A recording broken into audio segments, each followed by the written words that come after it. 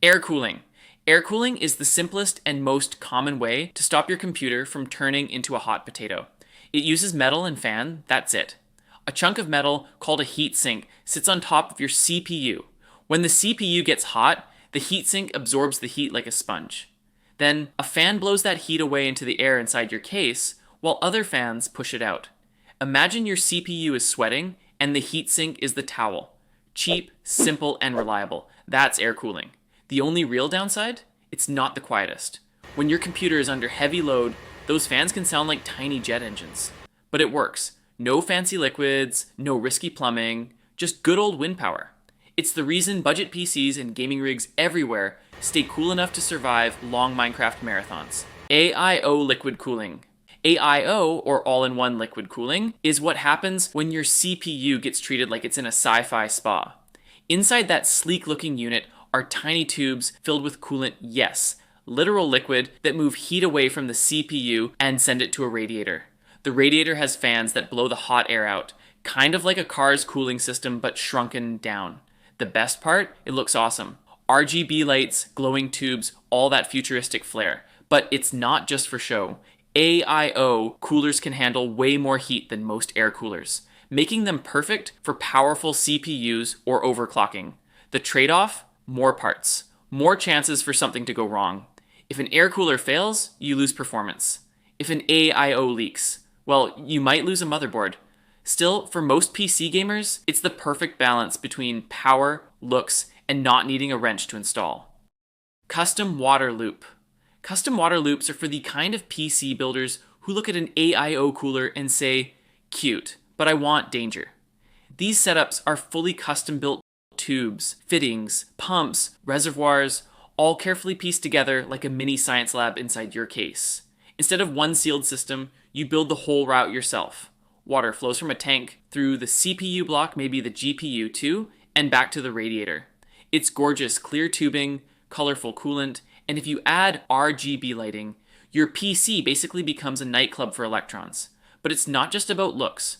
Custom loops can handle monster levels of heat and keep your PC whisper quiet. The downside? You need patience, tools, and nerves of steel. One wrong fitting, and you might create a very expensive water feature. It's not for beginners, it's for enthusiasts who enjoy risk and beauty in equal measure. Immersion cooling. Immersion cooling is when your computer takes a literal bath and survives. The entire motherboard and components are dunked into a special clear liquid that doesn't conduct electricity. This liquid absorbs heat way better than air, so it keeps every part cool and calm, even under insane workloads. It's like your PC living inside a fish tank minus the fish. And yes, it looks as weird as it sounds.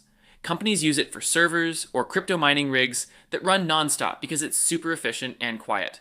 But it's not something you do at home unless you enjoy risk and cleanup. Spill it once, and your workspace smells like a chemistry lab. Still, it's one of the coolest and most futuristic methods out there, a PC taking a spa day in liquid armor. Passive cooling. Passive cooling is the chill monk of the PC world, calm, silent, and doesn't need to move a muscle. No fans, no pumps, just pure, silent heat dissipation through massive chunks of metal, fins, and clever design. The idea is simple. Heat naturally rises and spreads, so the components slowly release warmth into the air. It's perfect for low-power builds. Think home servers, mini PCs, or systems you want running 24/7 without making a sound. The big perk? Zero moving parts. That means nothing can break or make noise. The downside? It's not powerful enough for high-end CPUs or gaming beasts. If you tried to cool a gaming rig passively, you'd probably end up with molten RAM. But for quiet, low-heat machines, it's pure serenity, like a computer meditating while doing your taxes. Thermoelectric cooling. Thermoelectric cooling is where science decides to flex a little. It uses something called a Peltier module, a tiny plate that gets cold on one side and hot on the other when electricity passes through it. It's like magic, but real. The cold side touches your CPU, soaking up heat, while the hot side dumps it somewhere else, usually with the help of a heatsink or a water loop. Sounds amazing, right? It is until you realize how much power it eats and how tricky it is to balance. If you don't manage that heat properly, it's like trying to cool your drink by setting your house on fire. Still, it's fascinating tech, the same stuff used in mini fridges or spacecraft. For most PC users, it's overkill, But for experimenters and hardware nerds, it's a fun way to turn a science class into a cooling system.